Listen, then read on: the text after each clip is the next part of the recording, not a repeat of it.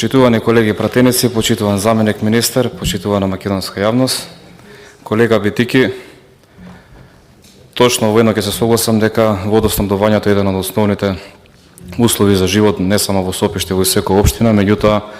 не знам дали некој ви информирал кога поднесувавте овој амандман да ве потсети дека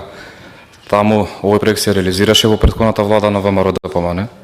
Не е точно дека половина е завршен,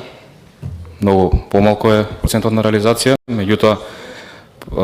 моментот на прекинување со доаѓањето на вашата влада од СДСМ предводена од ДОИ. Така да 7 години како таму во ниеден буџет не се одвоја средства да се продолжи тој капитален проект, 7 години парите беа прераспределувани во други општини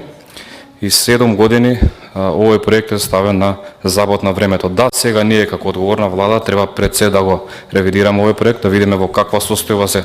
поставените цевки, каква е ситуацијата на терен и каков е водостојот во населено место Патишка река, за да можеме сериозно да пристапиме кон имплементација на овој проект.